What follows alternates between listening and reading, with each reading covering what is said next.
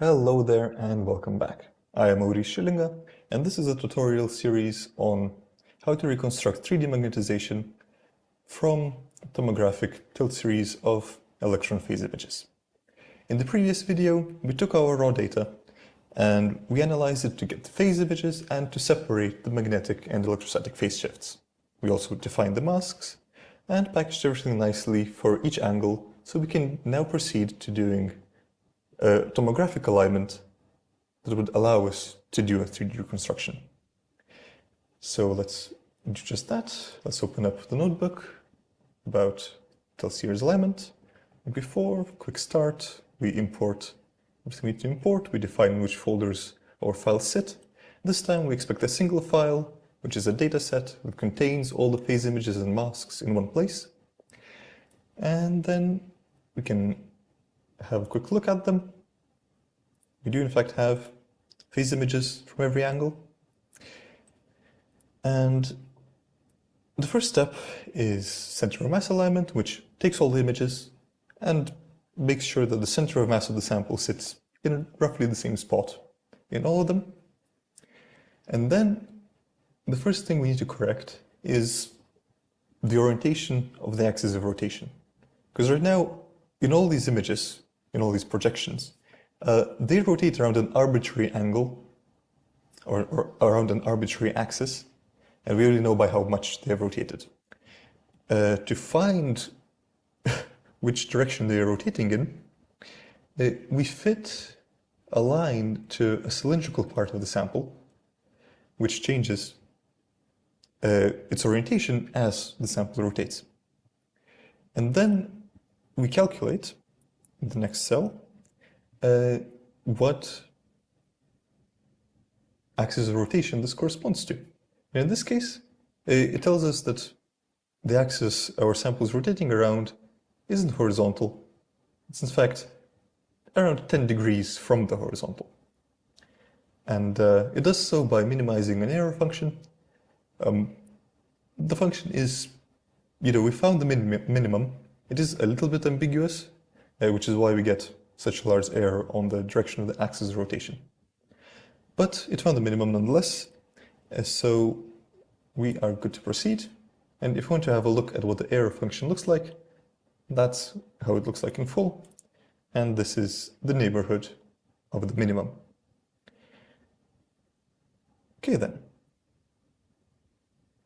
Now, let's reapply this code once we have corrected for the rotation, and it still works, everything is in place.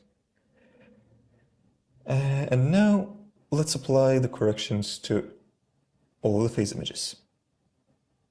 What this does is that it not only corrects for the axis now, it also shifts images around to the correct positions that they would have in a 3D reconstruction. And this is taking a wee second. As we can see, what this does is it measures the sample cylindrical axis or axis of symmetry in each image, and it does so for a simulated predicted mask and the experimental image, and then aligns them to match. And it does so for every single tilt axis, from small tilt angles to large ones. Now, it is important to inspect both large and small tilt axes in these, because it could happen that in one of these, the axis measurement is wrong. We can correct this by changing the cropping parameters to change where in the sample we do the fitting. Okay, but that has worked. It also runs a little self-diagnostic. Our predicted and experimental measured images on average tend to be misaligned by 0.6 degrees, which is good enough to proceed. And if we want to have a look at the result, we do in fact have all of our phase images now at all the tilt angles, but unlike before, right now, they are rotating around the horizontal x-axis.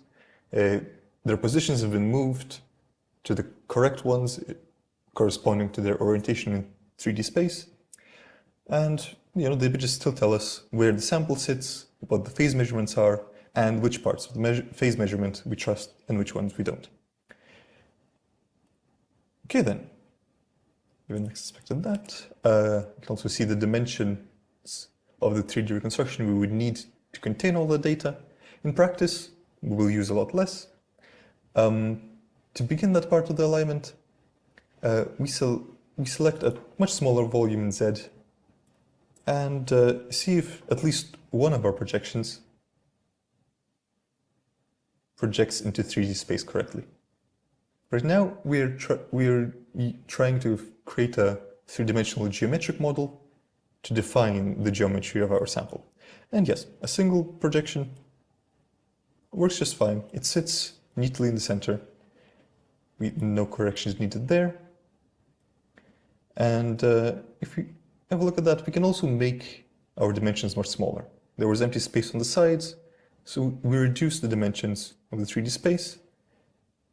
And for the 3D version, we give it a lot more dimensions, a lot more space in the Z dimension to accommodate the full thickness of the sample. Also, we include a little bit of extra tilt to make sure that the sample lies flat. Usually this is determined by trial and error, by running this cell a few times and inspecting it. But for the purpose of this demonstration, I'll just give the correct value. And now we will use the masks defining where magnetic materials are located in every image to create a 3D model of where the material should be in 3D. This will take a wee second to run, but we will get something.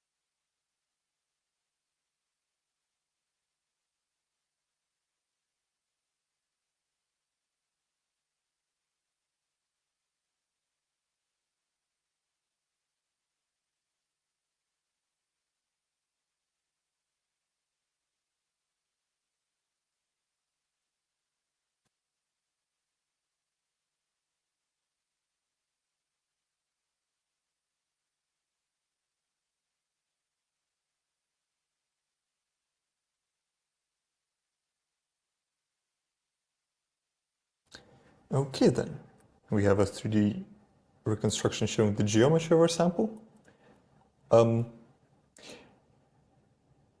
As you can see, there is quite a significant missing wedge artifact coming around from the top and the bottom of the sample.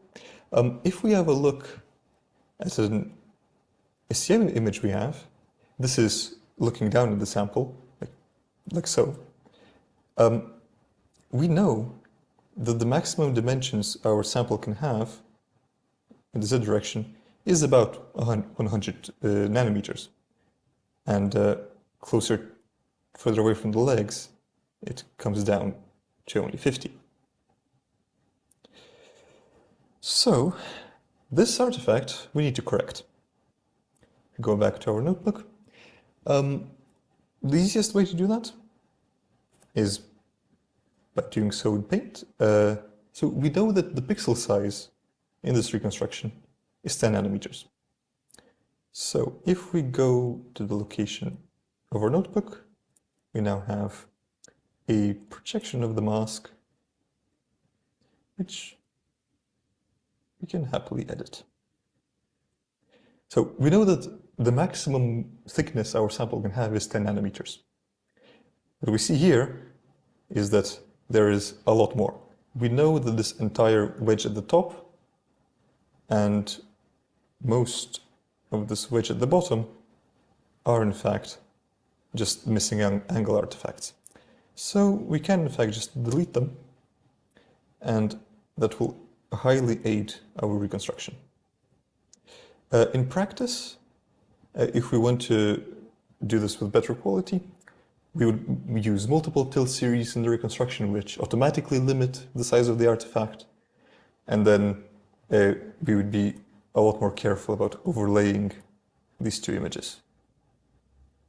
But for the purpose of this demonstration, this gets us really close to the real solution by just removing the artifact that we know is wrong. Okay, and when that's saved, we can go and apply this to our mask, and we have a look. That's what our mask looked like before.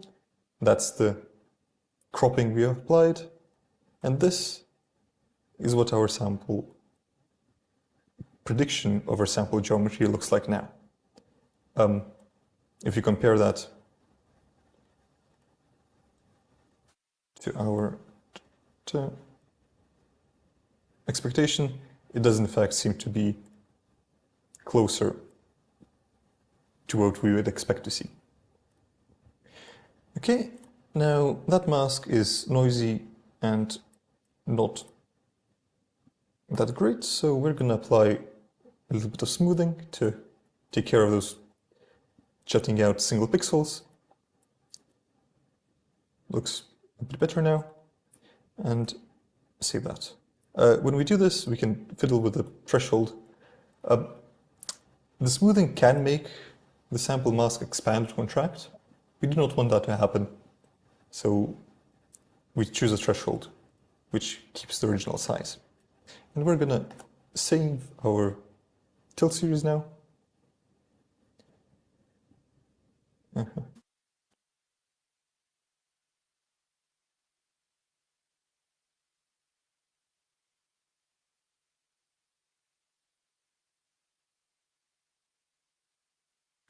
Okay, we will want to have a folder to store these in.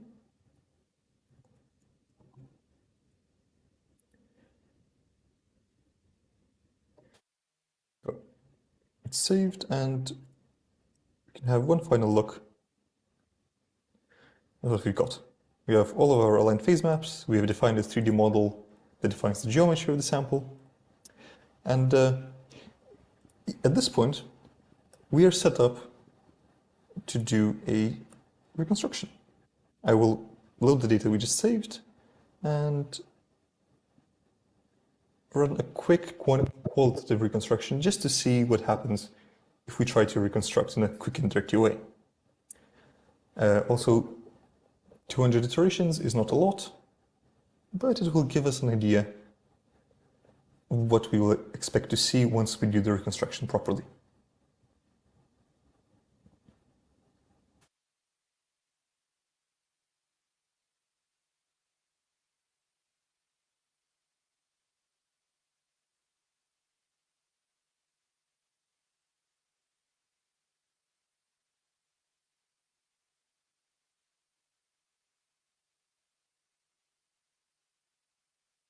Okay. And yep, it did in fact reconstruct the magnetization in 3D. As we've seen in the flat images, the legs are mostly uniformly magnetized. The central part has the main walls. If we look at the backside, that is the domain we see.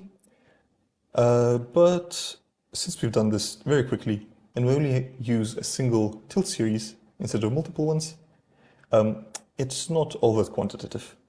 There's a wide variation in magnetization values. This is magnetization times mu naught, so in Tesla. And yeah, to get a more reliable result, we will do the reconstruction properly in the next video. So thank you for watching, and I will see you in the next one.